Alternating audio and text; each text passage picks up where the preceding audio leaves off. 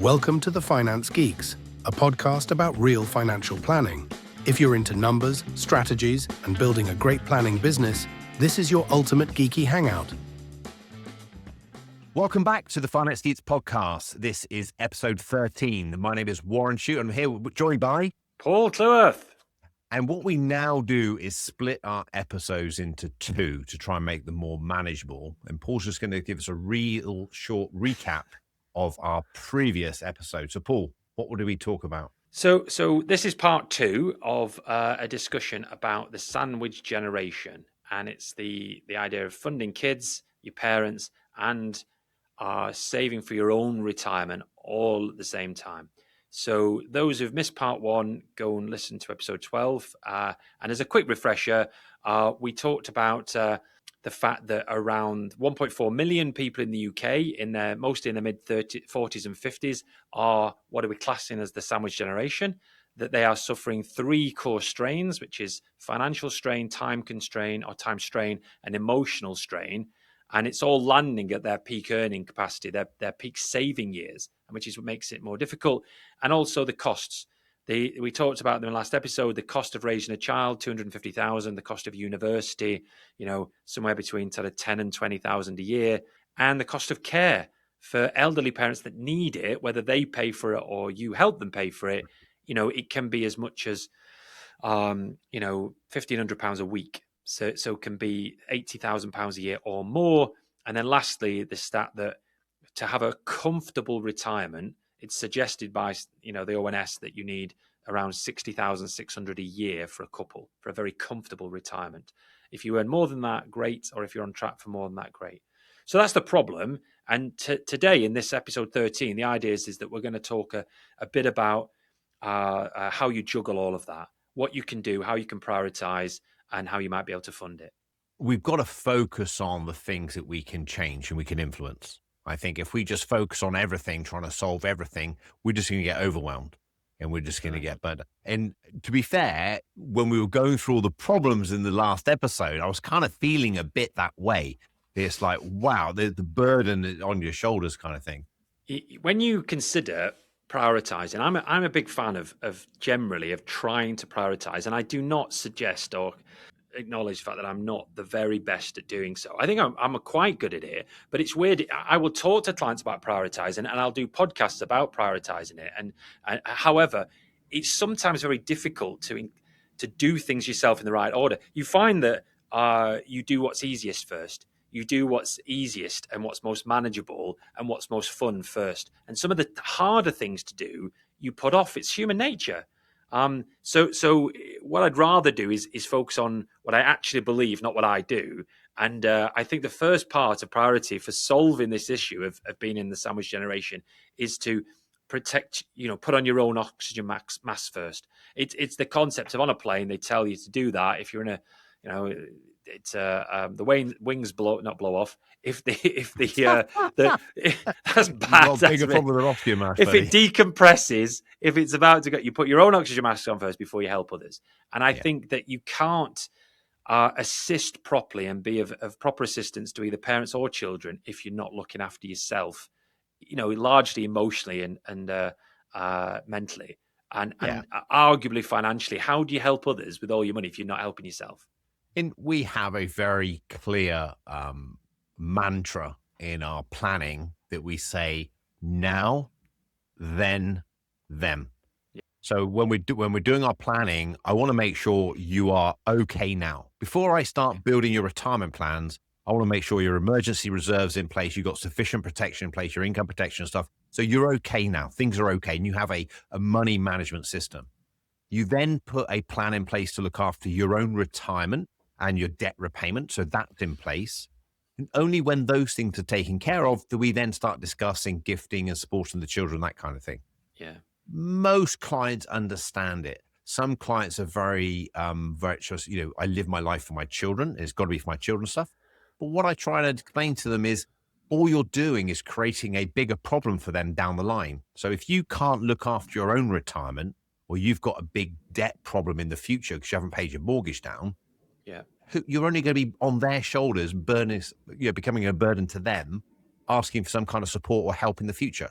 So, that mantra, I think if you're a financial planner, if you're listening to this, you're an individual, you kind of want some kind of strategy, sort today out first. Make sure you got a banking system, make sure you got some money behind you and got your insurances in place. Plan your own future, debt repayment and retirement, and then look at the wider community, whether it's your family, church or what have you. It's tough prioritizing. One of the lines I say to my clients is, you don't necessarily help your children out in as far as help them understand money by giving it to them. To help them understand well and finance in itself, and to educate them about what builds wealth, and to instill in them the concept of hard work. If you just buy a house for them and give them enough money so they don't have to struggle, it doesn't actually help them grow and develop. And so I like that expression that you can give your kids enough money so they don't suffer, but at the same time, you don't give them too much so they don't struggle. Struggle's what's important. Let's talk about university. You've got children that and clients as well, where they either go into university or they are going. And if you say, "Don't worry, I've got lots of money, I'll pay for you," and as opposed to say, do you know what? It's important that you fend for yourself, get a job, get a student loan. You might assist with some of the fees, but it's about helping them to help themselves. Don't you agree on I that point? completely agree. I think, with all aspects of, helping your children, it's not about giving it to them, because there's a relationship, a dependency relationship there. You want it to be a love relationship. It's about supporting them. So with their cars, when they bought their cars, we paid half. So they would buy half, we'd pay half. With university, I've got them to take out the finance so they can contribute to it, because I want them to have skin in the game. If they Yeah, realize what it's going to cost them, they're going to go into university with a different attitude than, that's okay, it's not really costing me anything. Supporting them or topping things up or making sure that they can live in that slightly safer, nicer environment as opposed to paying for everything are yeah, different. And I think it really, if I'm honest, that starts with pocket money. That starts from the very beginning of what you're willing to do for your children as you set a precedent. If you've always just given to your children, you can't all of a sudden just draw a line and say no, because it's going to be a shock for them. You've got to educate them, explain to them what's going on. yeah. It's slowly moving into the how to dad, how to parent podcast, isn't it? And I think you're talking absolutely from your own experience as a father in what you've done and what you've seen work. And I've seen it with the clients of mine that they've given monies to children, they've helped them, but because the children are already motivated, they're successful anyway. They want to do it because they can. Others, when it comes to this prioritizing, you're not deciding who you love the most. Is it my parents? Is it my kids? Is it me? You've got to deal with it logically and decide what's urgent, what's important. And it's the classic Eisenhower matrix, isn't it? If your parents are literally in care and you've got POA on your parents and you need to assist to make sure their assets pay for that care, you've got to do it. If your child needs books at university, they don't have any money, and you've helped them take out the student loan, you've got to decide, am I going to help them a little bit, or am I going to just say, no, you have to fend for yourself? So the same time, what you don't want to do is burden yourself with too much financial strain, saving too much, which is a problem to the detriment of living today, or getting into perhaps too much debt from assisting either party, kids or parents, and then you're suffering emotionally, mentally, financially yourself. I would say you said too much debt. I'd probably say no debt. I No don't debt. think you should be borrowing money to do things like that.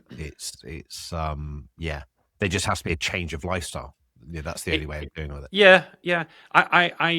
We're financial planners, right? I'm a big fan of planning for the future and writing things down. And I had a conversation with a couple of business owners today, and I said, we're talking about the business plan personally, but also remuneration from the business and developing the business. And I just said, look, I'm not your business coach. I'm not here as an accountant or a solicitor or some kind of expert in that field, but I do run my own business and I speak to a lot of business owners. So you preface it with that.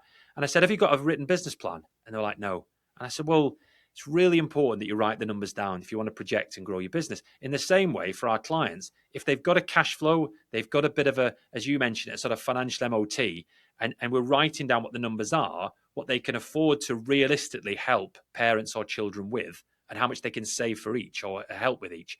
When it's written down, the fear diminishes a bit because it becomes more real. It's on paper. It Mhm. becomes a bit of a, it puts every pressure on one page, and it models the trade-offs. Yeah. And I think that what you're doing is help your clients see what the numbers actually are to help them make a good decision. And then they can decide who they help, one or the other, or both.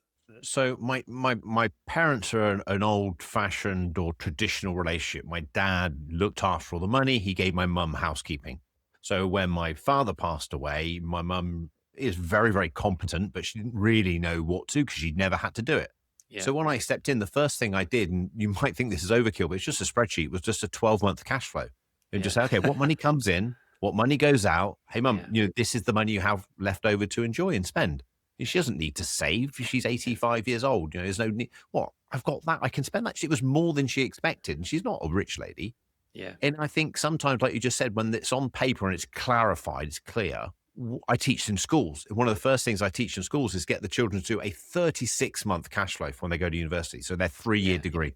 What money's going to come due, when it's going to due, what's the expenses, what it's likely to be, everything else, what's your going out money, and try and live to that as best you can. I don't know how many. Beer money. Yeah, it is. We call it Friday night party night money. I But do, it's because I said to them, it's much easier for you to go to your bank manager or something and say, hey, look, in 6 months' time, I'm likely to need a bit of an overdraft. I'd like to apply for one. And fall off their chair. They're used to people coming saying, look, all my checks and cards and things are bouncing. I need some money. Yeah, it's interesting that you speak to sometimes very intelligent people, and yet when it comes to what becomes obvious to you and I about budgeting, cash flow management, projections, making logical decisions, if it's not obvious to you, but if for the client themselves, all we're doing is just giving them a helping hand, and not without being judgmental or patronizing, but just saying, look, we need to model this out. And then you're asking in a non-patronizing way, do you understand that this money in, money out, and what the costs are? And it becomes clearer. And what you're really doing is you're helping the client get organized and understand, as you say, money in, money out. So the how do I afford it? The practical strategies of how one squares this circle of helping from their own retirement, pay for kids and parents in whatever order they choose. It's we mentioned about putting on your own oxygen mask first, but you've got to do things like the classic Warren Buffett, pay yourself first. It's just no good spending all your money on your kids and your parents and you've got none left and none to save. So the pay yourself first is the don't save what's left after spending, spend what's left after saving. You've heard that a million times, I'm sure. Do you know what? I actually think the richest man in Babylon said it before Warren Buffett. But oh, really? Oh, God, you might be right. We attribute it to him.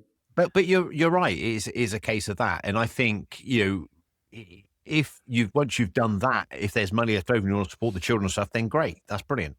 But, get them to own it.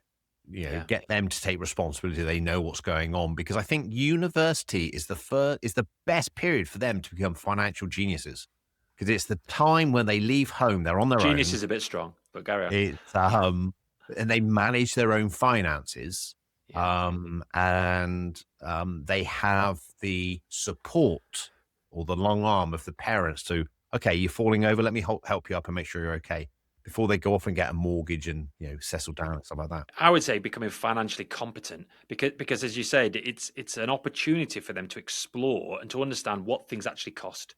I'm convinced that a lot of younger people are a little bit deluded as to how much effort it takes and how much hard work to earn money, and how easy it is to spend money, and what things cost and what's regarded as valuable. So of value. As part of what you can do, the more one educates themselves, whether if you're in this sandwich generation of what can I do and how much do things cost. So we talked earlier on about, big numbers like the cost of care and the cost of raising a child, and it's all a bit scary.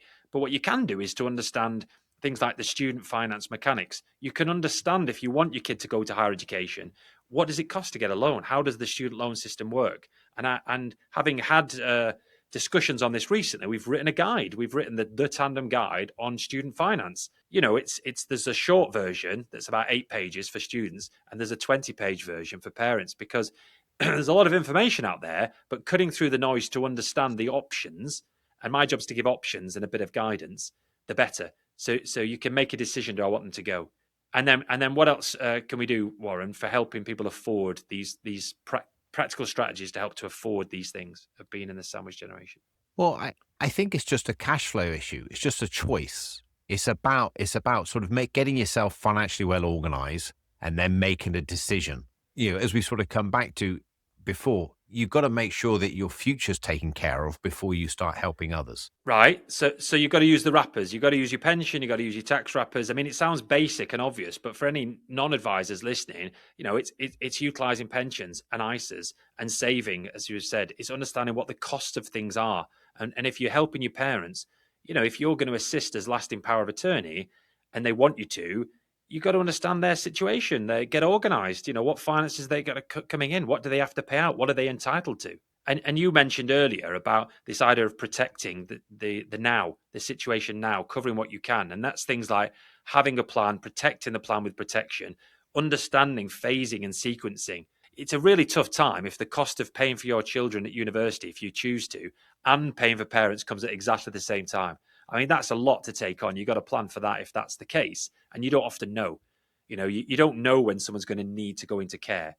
But if your parents are in the late 60s, statistically, it's more likely they'd go into care later. And if that's the case, you can prioritize one thing over another. You can have the family conversation with both kids and parents about, what you're realistically able to do. What do they want to happen with their money if you're POA or LPA for their monies? What do they want? I do feel that as people age, they are less open to have these conversations. They tend to be the older generation tends to be a little bit more private about their finances. Yeah. They don't want to, they would start feeling a bit worried about people spending their money on things like that. And often I hear, I don't want you to pay for that care. I don't want you to do it.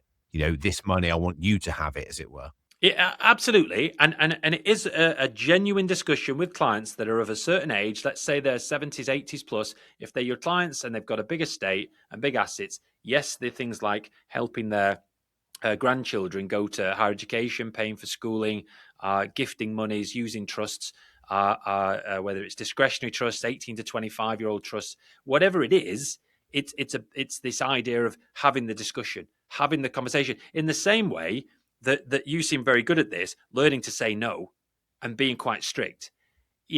I've seen it a lot where parents that I work with want to buy things for their kids. They want the best for them.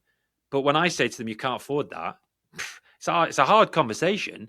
But, not all of them are willing to or can afford to just say, here's £100,000 for a house deposit. Here's a new car. I'll pay for university. I don't know. I think so. If this is a big figure, it doesn't happen all the whole time, but I had a conversation with a client this week. And the whole conversation is around, he wanted to buy his daughter a property in London. Okay. She's been renting in London 5 years. He recognizes the property market stress. I'd like to advance her £1 million. How am I? You can't afford it.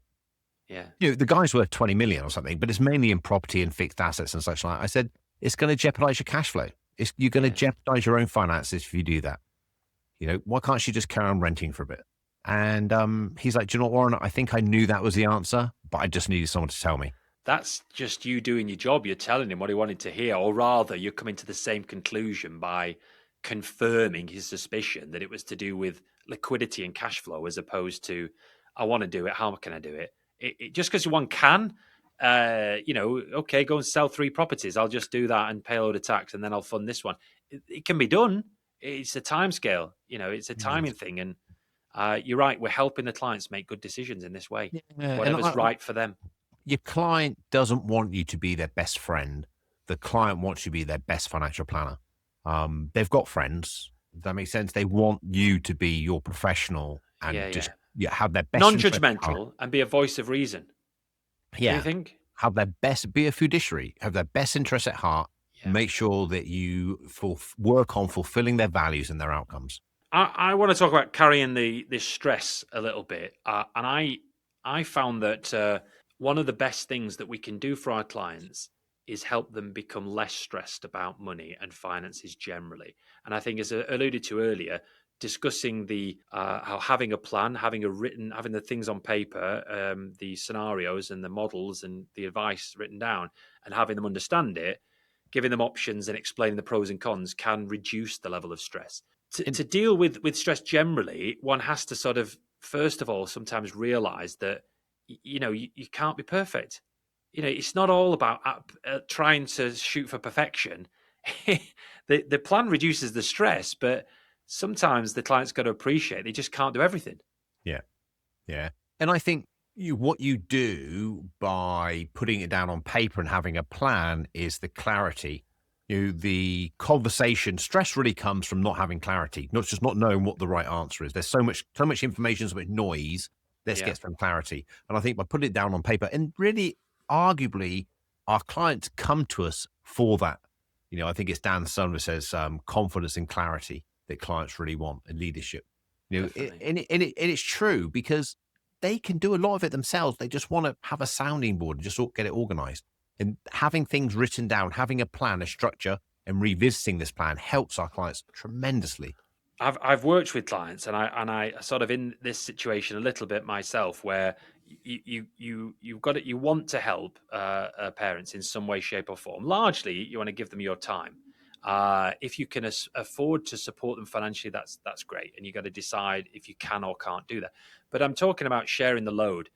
Sometimes you get situations where you have to accept if there are other family members to assist. You have to have the conversation with them to say what are you prepared to do, and it's tricky because it's if you ask somebody who's not used to spending, who doesn't like to, who's wearing their own oxygen mask first, and is perhaps they're not don't appear to have the time or the finances or whatever it is to help, you can't make them do it.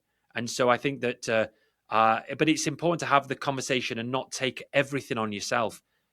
This little analogy that I have for you, which is about the reservoir, it's that you can't pour from an empty cup.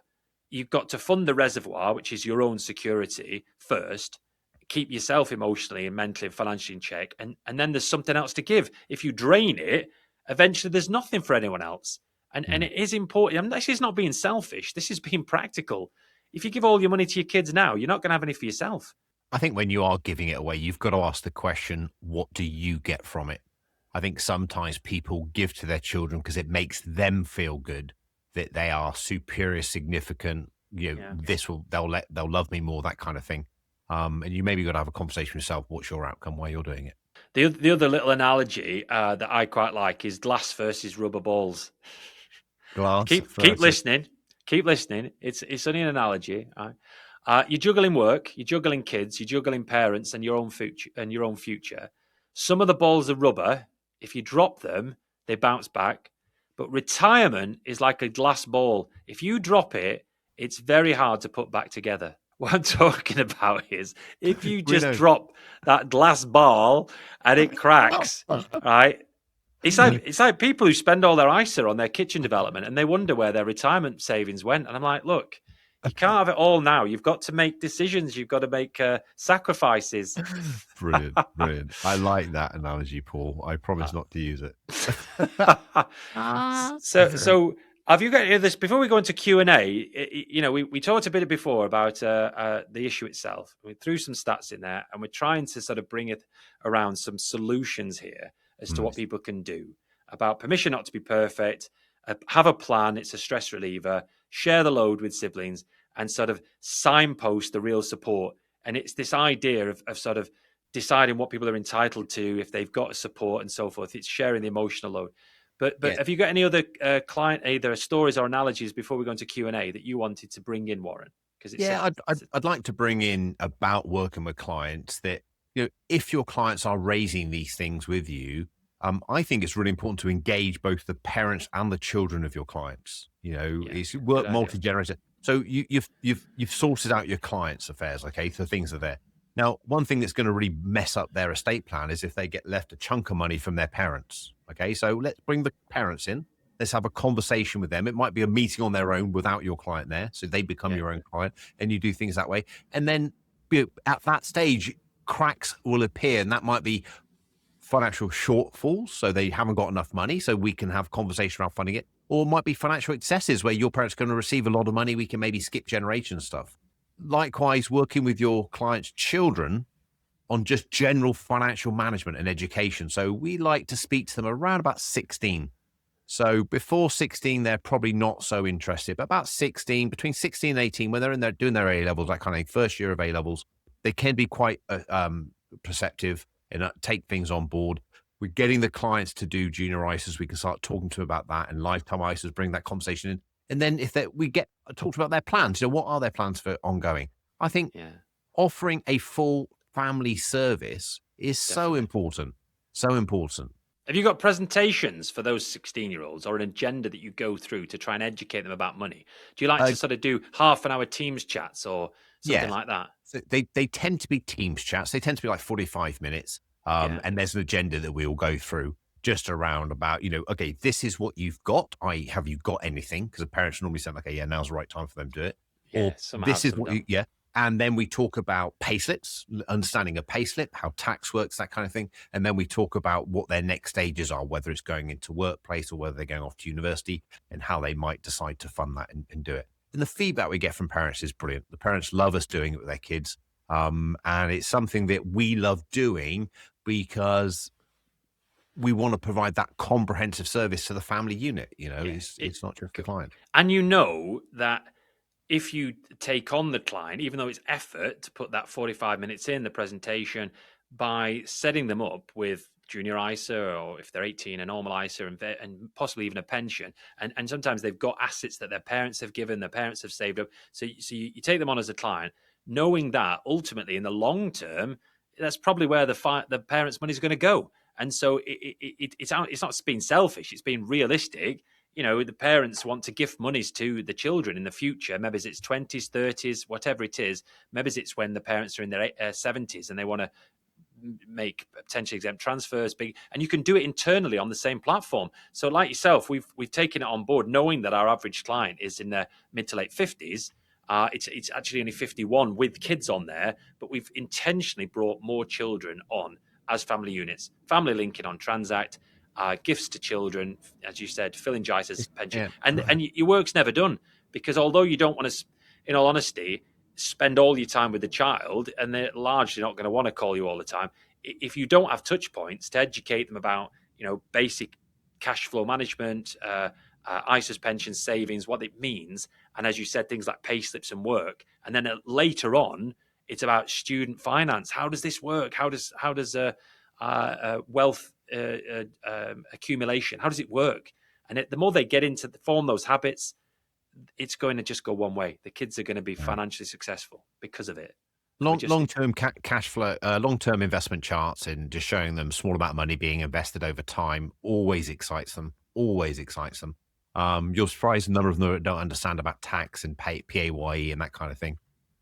Student loan system, that kind of thing. So Have you seen the Carl Richards image that shows the graph going up, the line going up over time? And it says a little arrow at the bottom saying, not very exciting. And then later on, it goes really exciting. It's something along those lines, because you're sure. talking to them about compound growth and Yeah. how when you start off 100, 200 quid a month, whatever it is, it's not very exciting. When it starts to get bigger and bigger and bigger, you get more choice. Yeah. And Yeah. it's like, oh Yeah. God, where did that money come from? Yes. So it's Yeah. it's Yeah. one of the Yeah. hardest things for them to comprehend, I think, that if Oh, you yeah. don't start, Absolutely. you Yeah. never get to that point. And you're right. When you actually first meet them, they're not going to be fantastic clients in respect of financial profitability. But I don't think everything has to revolve around that. And often these children are pretty well educated, and they're going to go off and have pretty good careers themselves. So they're probably going to turn into good clients over time, in addition Completely. to the wealth they're going to inherit that you're going to protect. So yeah, it's I fun. just had a vision then of you having a chat with a 16-year-old on Teams and saying, our minimum client needs to have £500,000. Have you got that? Oh no, and you just turn it off. You turn it to goodbye. But like Or yourself, we're talking about a family unit. And yeah, you can have minimums in terms of total assets for the mum, the dad, the kids all together, which we do, and propositions, service propositions. And I think that if you're a fiduciary and you realize you're just trying to do your job properly, you have to suck it up to say, these parents of mine that I'm working with a long time, have got loads of money with us, they've got kids. It's going to take time. There's no money in doing it, but you're not doing it to make money. You're doing no, it because they're an extension of their parents. You want to put the time in to educate them. You're just doing your job. Do your job and do it properly. And a bit. And if you don't have a little agenda or presentation that excites them, you can't go straight into complicated pension planning and IHT planning. It's boring. But you can drop names like Apple and Nvidia and did you know this and let me show you, and they go, yeah, oh right, yeah, okay, yeah. yeah. Yeah. This is how And it works. yeah. And they often feel a lot more relaxed if it's on Teams and there's a couple of them. And So and and I brothers, would sisters. usually have the parent in the background. If it's a 16, or they might have given permission, it might be okay. But of course, sometimes the parents listening in the background. Sometimes they're sitting with them. By the way, to any of our listeners, if anybody's doing a presentation to children, if you're an advisor in a school, I'm happy to share the presentation I did. If you DM me directly or via YouTube or comments at all, I'll get in touch via our website because I'm very passionate about educating the younger generation. You're the expert here, Warren. You've done it lots more times than I have. I imagine you've got a spiel, a presentation that you go through, or do you wing it every No, time no, now? no, You've done it so no, many no, no, times. no, no. I have a slide deck that I go through and I talk around them and stuff like that. And you often see the children's faces light up when you explain to them the benefit they have over all the adults in the room, over me, over their teachers, over the head teacher and stuff. And you explain compound growth. Yeah. And you play some games with them about, guessing the future value of money when things are invested a certain way and such like. Yeah, it's good fun. It's good. And Interactive, I interactive. think for us to be a true profession, I would like to see more financial planners, and there's quite a few doing it already, more financial planners going out and doing this as often as possible. It might be once a year, it might be twice a year, whatever it might be. I don't do it every month. I probably do it twice a year. But I've done it for some time. And if you want to hone your speaking skills, public speaking skills, it's a great place to cut your teeth. It's a great place. Yeah. Sometimes you wonder whether they're listening. I did it to 206 formers at Hitchin Boys School, and I was like, "Are they on their phones? They're not on their phones because they're not allowed them. But are they listening? Are they talking to me?" It went all right in the end. I think I got okay feedback, but it's for me. It was about trying to give back a bit and also realize that I'm an optimistic person. I want to. It was for the benefit of, arguably, for myself. In my son goes to the school. I wanted to get in there with the teacher's headmaster and say, "Look, I want to give some of my time. That's all you're giving. It was just a bit of time. It was. I'm happy to do it more, in all honesty. And I think naturally, as a financial planner, you almost have to be optimistic. I'm optimistic. I don't know. I know there's advisors out there a bit miserable, but I'm just saying some of them we know. But you don't want to be a cynical, sarcastic person if you're talking to families. You've got to be upbeat and positive and optimistic, surely, for the future. Don't you agree? It's the only way to be. It's the only way to be. And I'm just glad we're not talking about the problems of the sandwich generation anymore. And we've come up with a solution to the sandwich generation, We have to be, exactly. get organized, get financially well organized, put a plan in place, open the dialogue of communication. And there's a great website called Entitled To. So if any client parents might be entitled to any benefits, run your figures through there. Very good. Have we got any Q&As this week, Warren? And then I've only got the ones you've written down, Paul. So, Okay, well, you can steal one of mine. To be fair, the one that I actually do use a lot, and I even think it's in my book, is the best time to plant a tree was 20 years ago. Yeah. The second best time is now. It's a proverb rather than a quote, isn't it? It's I think it's Chinese. and I tend to use that for planning for clients and just say, best time for you to put this plan in place was 20 years ago, but the second best time is now. Well, I've got two on here. I'm just going to mention. Apparently, Tennessee Williams said this, that you can be young without money, but you can't be old without it, which is as relevant as one can get for this discussion, I think. Yeah. And also one by Rosalind Carter. There are only 4 kinds of people in the world, so she says. Those who have been caregivers, those who are currently caregivers, those who will be caregivers, and those who will need caregivers. We have to look after our kids and family, surely. Or we just, when the kids have left school, or if you don't have any kids, just emigrate to Australia and ignore your parents. Disown them. That's how to not fund for them or help them. Just disown them. Cancel them from your Facebook account and delete them from your email. Now, that wasn't advice, by the way. You wouldn't do that. I would never. No. Family's everything. Warren, family's everything. What's the point otherwise, It's no, definitely. So is that a wrap for today, Paul? That's a wrap. In the show notes, I'm going to put a couple of links to some stats and also some websites for any listeners that do want any help or advice from things like Carers UK, Age UK, Gov UK, Money Helper. There are things you can do if you're a non-advisor here, or even if you're an advisor thinking, where do I get some of this information from to create my presentations or give stats to clients about this very thing. But I'll also put the figures that we've referenced in the show notes as well, so we can demonstrate we've not just made them up. Brilliant. Okay. Well, look, thanks for joining us. We're the Finance Geek, and that's it for today's session. Thanks, guys. Till next time. That's all for season 4. We hope you enjoyed the show. Please like and subscribe to our social media channels. We will return with season 5 of the Finance Geeks in September.